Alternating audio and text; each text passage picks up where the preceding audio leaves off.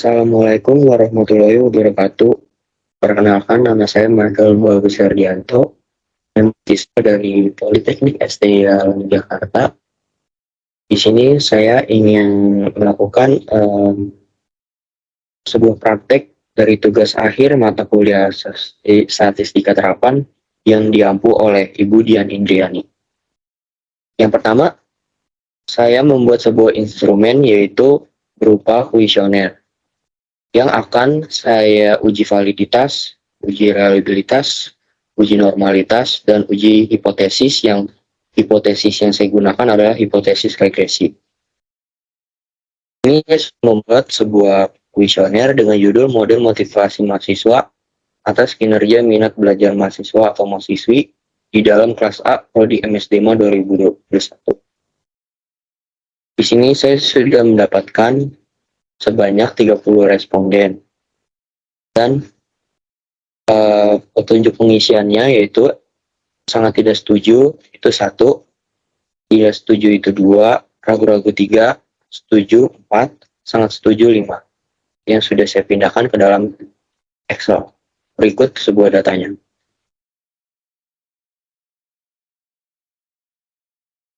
Dan langkah pertama, kita akan menguji sebuah uji validitas. Yang pertama kita pindahkan dulu data dari Excel, kita pindahkan ke dalam SPSS.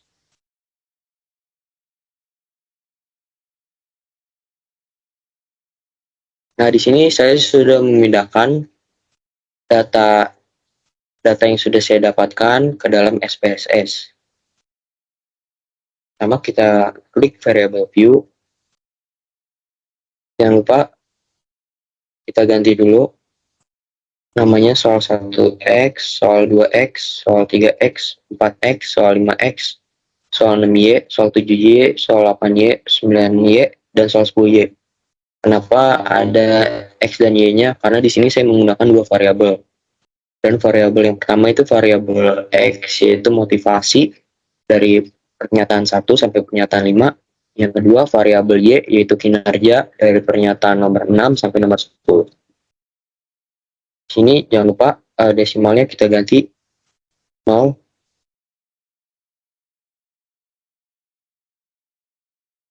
Dan measure kita ganti dengan scale.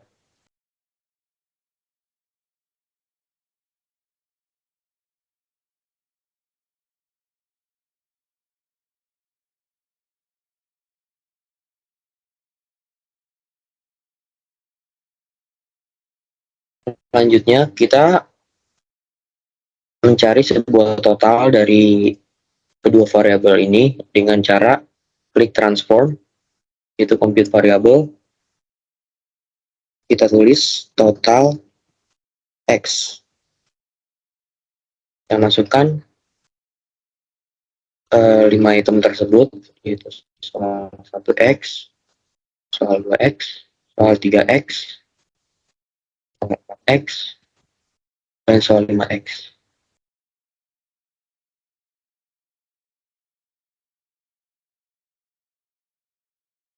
Lalu klik OK.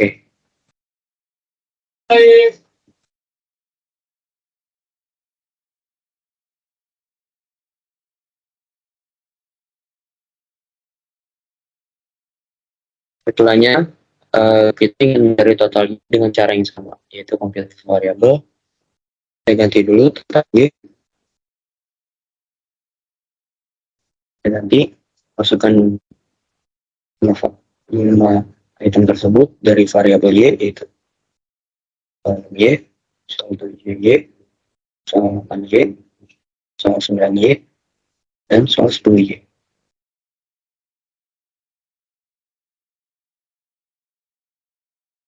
Jangan lupa kita ganti dengan scale. Nah, ini berikut adalah total X dan total Y yang saya dapatkan. Selanjutnya, untuk menguji sebuah validitas, kita klik Analyze, kita pilih Correlate, kita klik Bivariate,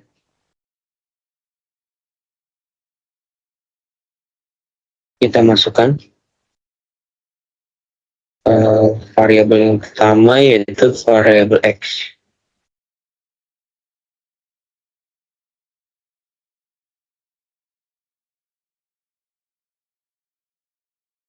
Jangan lupa untuk di checklist person dan to tail dan checklist flag significant correlation dan klik OK.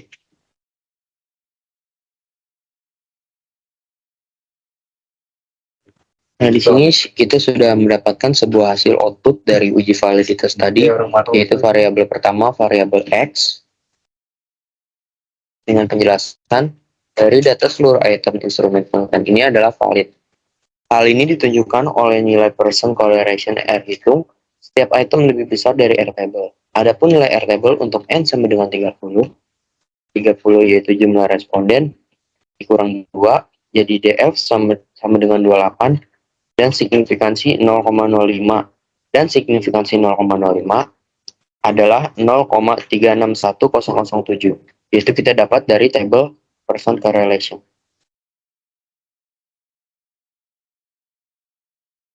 Nah, pada variabel X terdapat 5 item dan semua valid. Item yang valid diketahui dari nilai sig to tail yang lebih kecil dari 0,05.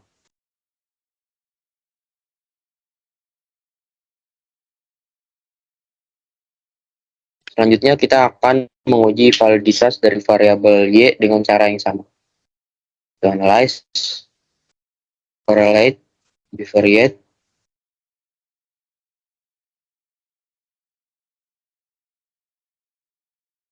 masukkan semua item dari variabel Y beserta totalnya.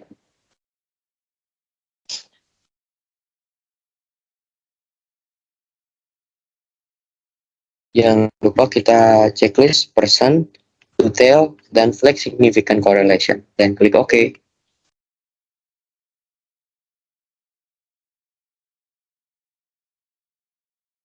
Nah, ini output yang kita dapatkan. Nah, dari data seluruh item instrumen penelitian ini adalah valid juga. Hal ini ditunjukkan oleh nilai person correlation R hitung setiap item lebih besar dari R table. Adapun nilai R table untuk N sama dengan 30 adalah jumlah responden dikurang 2, yaitu DF sama dengan 28, dan signifikansi sama dengan 0,05. Dan signifikansi sama dengan 0,5 adalah 0,361007 dari table person correlation. Nah, pada variabel Y terdapat 5 item dan semua valid. Item yang valid itu dari nilai sig tail yang lebih kecil dari 0,05. Ini ada sebuah outputnya.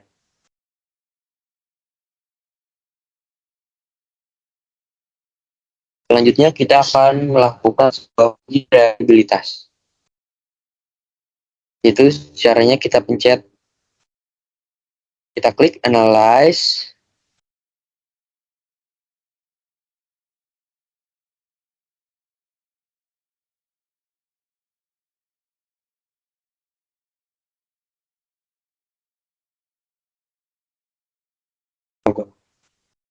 ulang-ulang, saya teguhkan.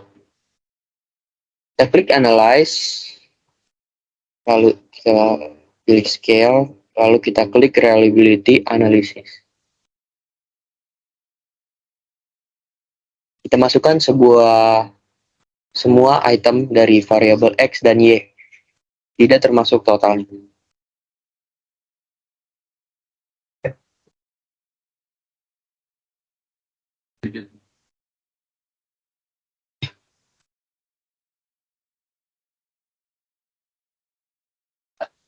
Lalu kita klik OK.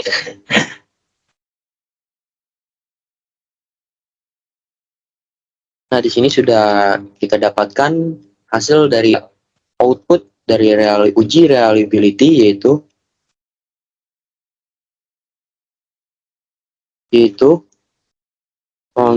Cronbach's alpha-nya ini adalah sebesar 0,900 dan analisisnya adalah instrumen penelitian ini adalah reliable. Hal ini ditunjukkan oleh nilai Cronbach's alpha yang lebih besar dari nilai 0,7 dan nilai Cronbach's alpha sebagaimana ditunjukkan dalam tabel reality statistik adalah 0,900. Selanjutnya kita akan melakukan sebuah uji normalitas. Selanjutnya, kita akan melakukan sebuah uji normalitas. Caranya kita klik analyze, kita klik regression, lalu kita klik linear, dan kita masukkan total X-nya itu di independent dan total Y-nya itu di dependent. Kita klik save, lalu kita pilih centang yang unstandardized di residual, dan kita klik continue, dan klik OK.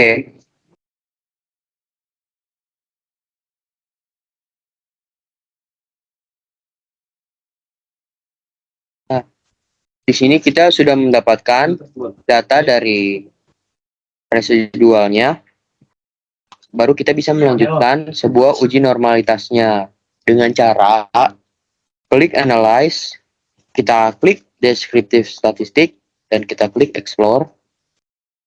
Nah, kita masukkan unstandardized residualnya ke dependent list, kita klik plots, dan kita centang normality plot with testnya, lalu kita klik continue, dan klik OK.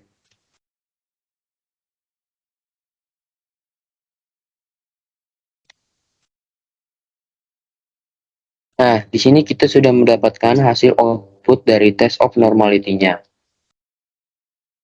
Nah, berdasarkan uji normalitas dari data dari tabel Kolmogorov-Smirnov, dapat diketahui bahwa nilai signifikasi P-nya yaitu sebesar 0,200 atau P lebih dari 0,05. Berdasarkan nilai signifikansi P-nya tersebut dapat dikatakan bahwa hasil Kolmogorov-Smirnov menunjukkan bahwa data ini berdistribusi secara normal. Langkah selanjutnya, kita akan melakukan sebuah uji regresi atau uji hipotesis. Dengan cara kita klik analyze, kita klik regression, lalu kita klik linear, kita reset, dan kita masukkan total X di independent dan total Y di dependent. Dan kita klik OK.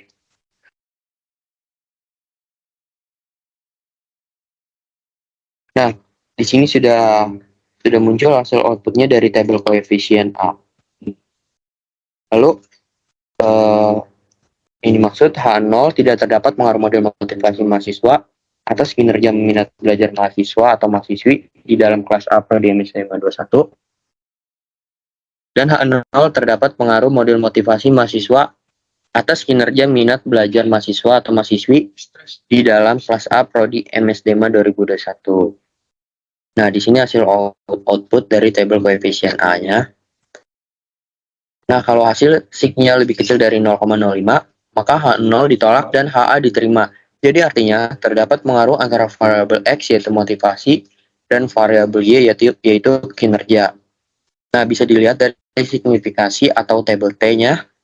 Lalu bisa juga dilihat dari nilai T table untuk N sama dengan 30 dan DF sama dengan 28. Dengan signifikansi 0,05 memiliki nilai T table sebesar 2,04841.